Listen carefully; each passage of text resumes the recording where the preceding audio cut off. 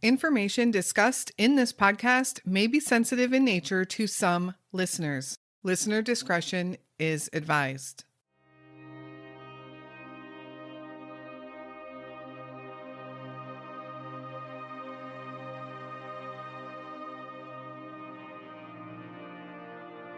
Lisa Lynn Stone had a lot of tragedy in her life, but in 2010, she was 51 years old and doing her best to live life to the fullest. Friends describe her as funny, outgoing, bubbly, and loved to laugh and make others laugh. In 2010, she was also living with her partner of 15 years, Sherry Henry. And Sherry would tell a little bit different story of Lisa, a story of struggling with depression and some drug use. But Sherry says that she loved Lisa and she believed that Lisa loved her. As an adult, Lisa would reconnect with some of her former high school friends. They would stay in touch regularly after that, often chatting on social media and sharing photos and texting. A neighbor of Lisa's remembered seeing her on June 4th, 2010, but after several days went by with no sign of Lisa, they became worried. This was not like her at all. Her friends also noticed that her daily social media posting had abruptly stopped, also on June 4th. By June 20th, they had officially reported her missing. Sherry, Lisa's longtime partner, said she didn't think anything was wrong and that Lisa had probably just taken off. No one besides Sherry believed that, however, and Lisa hasn't been seen or heard from since. Where is Lisa Lynn Stone?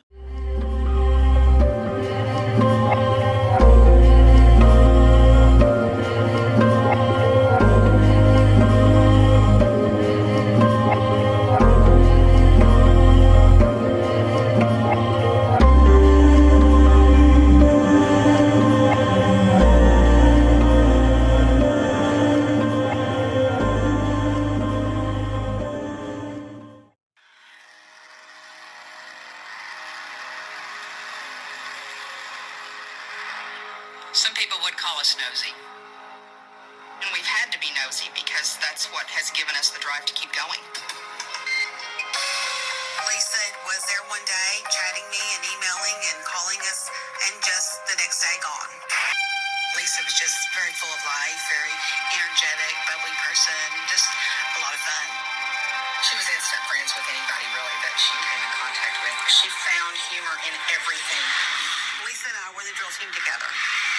She just vanished. No trace. I knew instantly something was wrong. For her to go missing even for one day is highly unusual and abnormal. We went out a lot on the weekends to the disco, snuck in sometimes. We were a little underage. She loved that. She loved to have a good time, and she loved to dance. Hello, and welcome back to the Where Are They podcast. If you are new here, I so appreciate you listening to these cases. We try to tell the stories of some of the lesser known, unsolved missing person cases out there. And with the thousands, tens of thousands active every day in the US and Canada alone, there are no shortage of stories to tell. And it still baffles me every day. How can so many people just disappear? Today's case, the story of Lisa Lynn Stone, is our third episode in our Pride Month series. Lisa's story was featured on 48 Hours several years ago, so her case received a little more media attention than our previous two cases that we recently covered. And most of that was due to the determination and tenacity of her three friends who have worked to keep her case in the media spotlight, at least to some degree.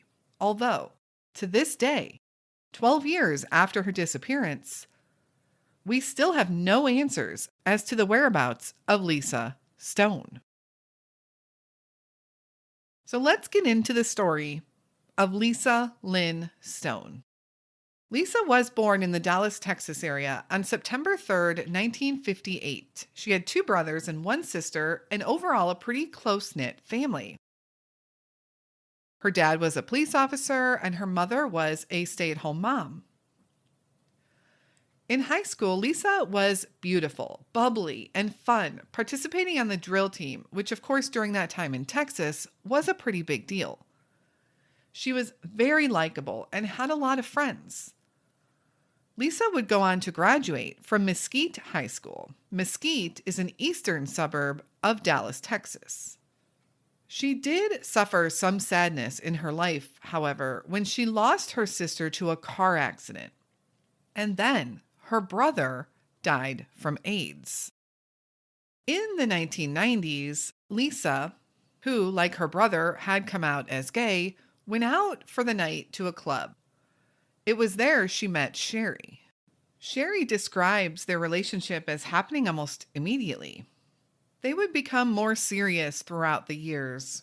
And in 2005, after Lisa's father passed away, Sherry moved in. Take a listen to what Sherry had to say about Lisa on her 48 Hours interview. My name is Sherry Henry, and Lisa is my partner of 15 plus years. When I first met Lisa, I walked into the club. She was across the way, and our eyes met. She came over and started chatting with me, and we hit it off. Were you a couple almost immediately? Almost immediately. Were you in love with her? Very much. And was she in love with you? I would hope. Did you consider yourselves married? Yes. Earlier, Lisa had lost her mother to cancer, and she would live with her dad, who was a retired police officer, until he passed away in 2005, at which time Sherry would move in. Around the same time in life, Lisa lost her job in newspaper ad sales. Sherry claimed that all of that happening would be a turning point for Lisa. Lisa had inherited a sizable amount of money from her family, almost $300,000. Although it's unclear exactly what happened to it, most of that money would be gone by 2010. Some say that Sherry had actually spent it all, while Sherry claims that it was Lisa.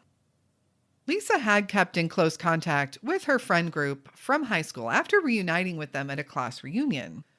These women were her former drill team teammates, and they talked and texted regularly. Most of them were very active by now on Facebook, and they used that as a way to keep in touch as well. Lisa's friends knew she had some struggles. I mean, this woman had been through a lot, losing many family members, some in tragic and sad ways. Leading up to 2010, they also knew that Lisa had begun to have some financial struggles. In fact, at one point, when she told them she was broke, they loaned her some money. In early 2010, one of those friends went to lunch with Lisa. This friend says that Lisa had expressed to her that her relationship with Sherry wasn't going great. And her friend actually urged her to leave, but Lisa wouldn't listen. So at this time in 2010, Lisa and Sherry were living in a home owned by Lisa, a home that Lisa had inherited from her family in Dallas, Texas. Lisa posted daily on Facebook, so most of her friends knew her struggles as she was very open about it in her posts. But no one knows exactly what was going on behind closed doors in their home. Well, no one except Lisa and Sherry. But two very different stories of Lisa would soon emerge. The disappearance.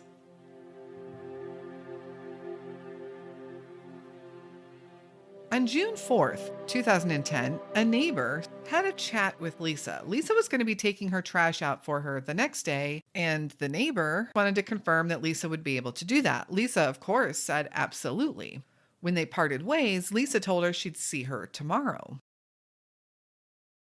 And it seems like Lisa and this neighbor were pretty close, Lisa often helping the neighbor out with these daily type of chores.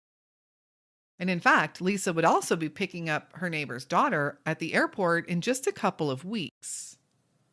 But on June 5th, 2010, the very next day, the neighbor gets a call from Sherry. Now, it says she was always pretty close with Lisa, but never Sherry.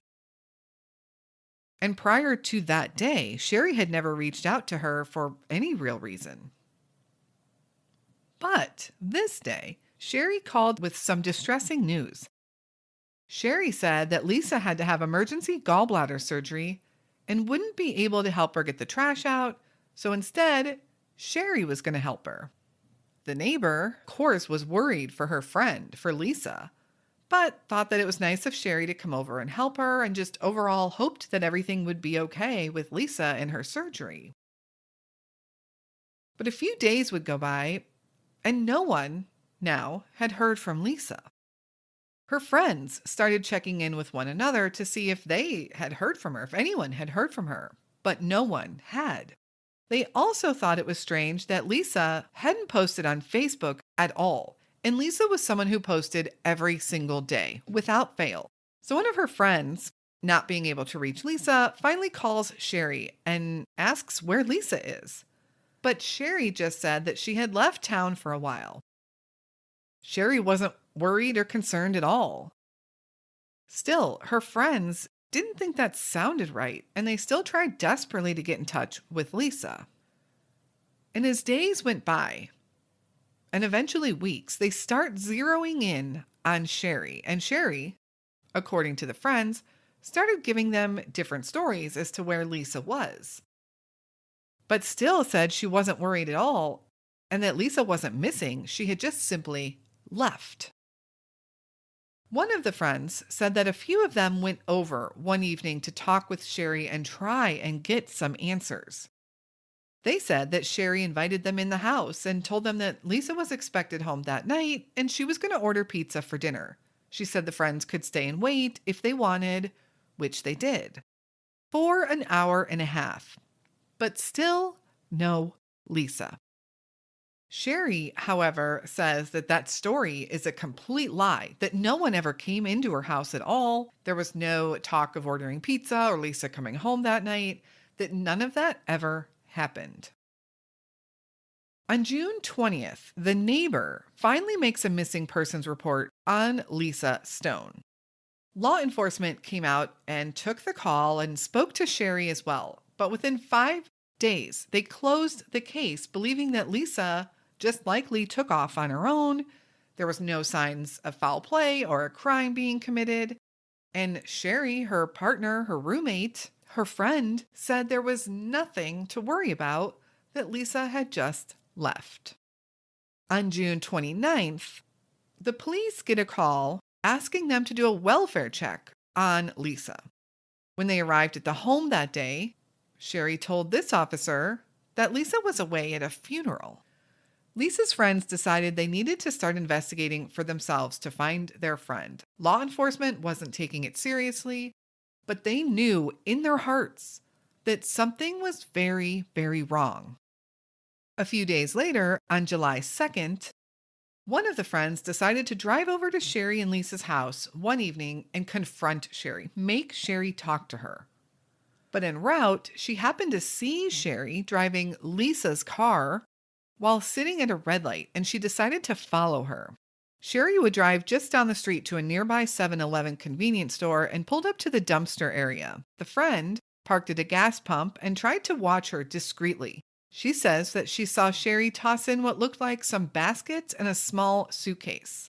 And after Sherry drove away, the friend went to the dumpster and pulled the suitcase out, and what she found inside made her heart stop.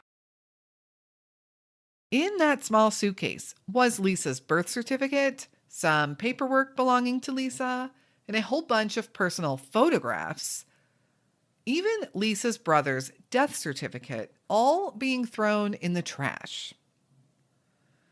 The friends decided to take this information to law enforcement and demand answers.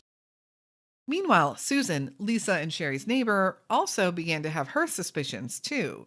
She recalled some odd things happening around the time Lisa vanished. Of course, the first being that strange story about Lisa's gallbladder surgery.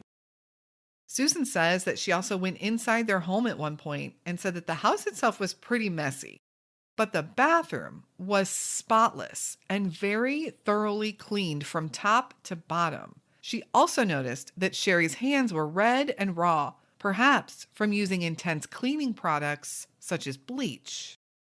As the neighbor and the friends voiced their opinions, Sherry would get defensive. She would claim that she is the victim of a witch hunt and that these stories are of things that never happened, that are completely 100% made up. After the friends had marched into the offices of law enforcement in Dallas, Texas, however, the authorities agreed that their findings were indeed suspicious and they would reopen the case.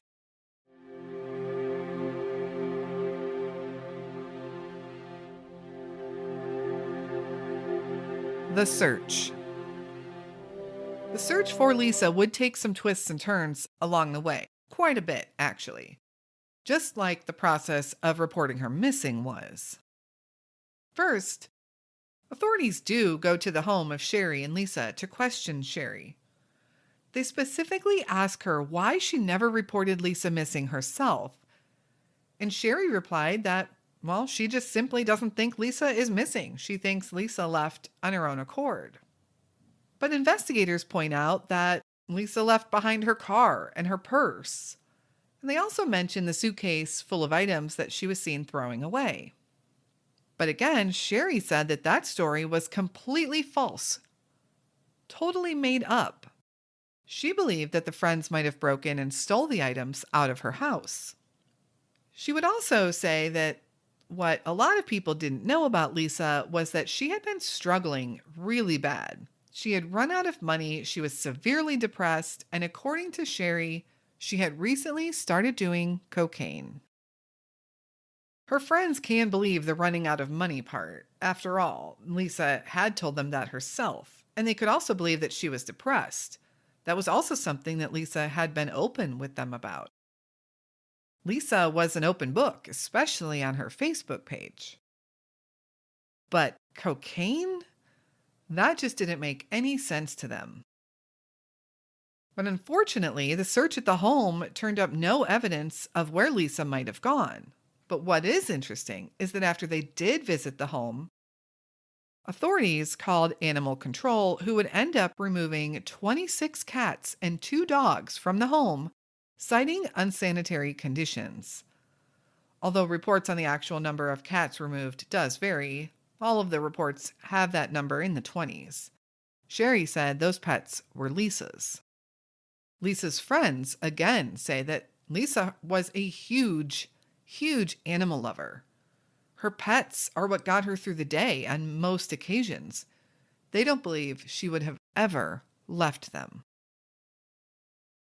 Another strange incident would come up shortly after the home search when Sherry was spotted running back by a creek behind their house in a wooded area. She was completely disheveled looking, she was covered in mud, and she was on the run. Later, when questioned by authorities if that was her, she admitted that it was.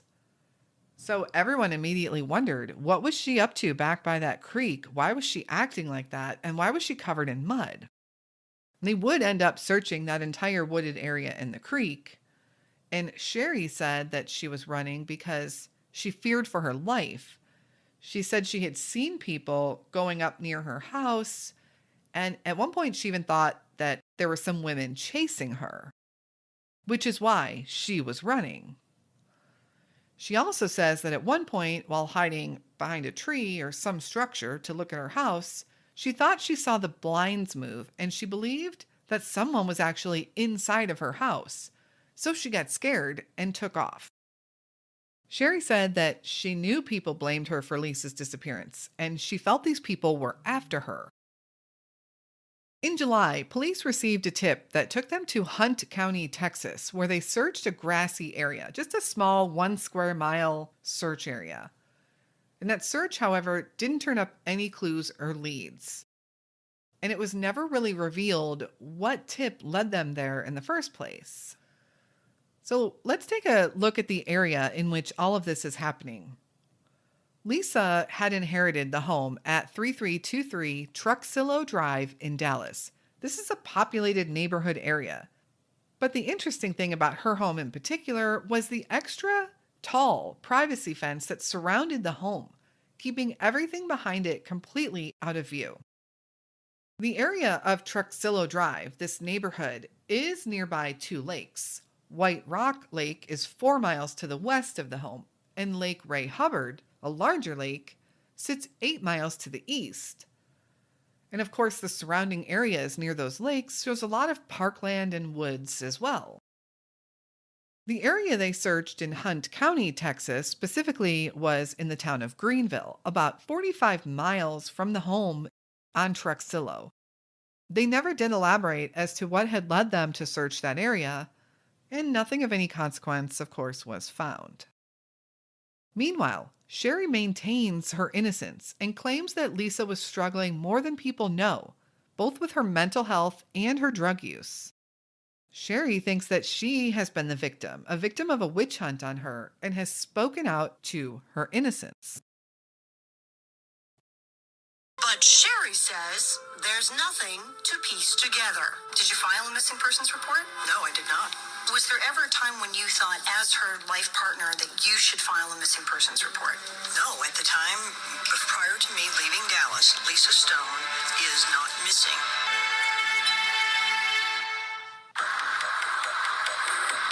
I felt the day I was surrounded by at least 10 or 15 women in their SUVs and cars trying to track me down. And I felt like I was a rabbit being chased for the hunt. I come home. When I come around the back alley and go through the gate, I see the blinds part. Inside your house? Inside the house. So I get a little freaked. I'm thinking somebody's in the house. Now you tell me, you wouldn't be scared for that? I'm afraid. I went around through the woods off of that creek area. You will not tear down my life.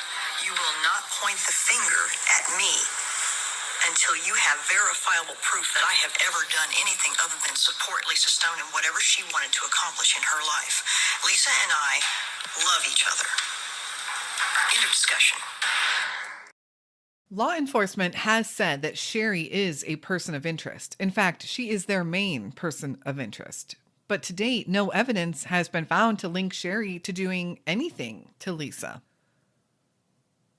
It seems that the authorities have acknowledged that something is very wrong in Lisa's disappearance, but friends and those involved in the case believe that they haven't taken them as seriously as they should have, especially from the beginning. Her friends have even said that they themselves have done far more investigating than law enforcement. And in fact, Sherry has filed complaints against these friends for stalking her and harassing her, in which authorities have had to warn the friends to back off. Another interesting fact about Sherry is that in 1995, she was convicted of fraud and forgery for, get this, forging a check from Lisa's father's account for $8,000. But Sherry does admit that she did do that. She claims that she has changed her ways after that and owned up to her mistakes. Lisa's friends still refuse to believe that their vivacious, full-of-life friend left on her own. What do you think happened to Lisa Lynn Stone? Lisa is described as a Caucasian woman standing 5'6" tall, with dyed blonde hair when she was last seen in June of 2010. At that time, she weighed around 130 pounds. Lisa was 51 years old and would today be 63. If you have any information on the whereabouts of Lisa Lynn Stone, please contact the Dallas Police Department at 214-671-4316. Thank you so much for listening to Lisa's story today, our third episode in honor of Pride Month this June.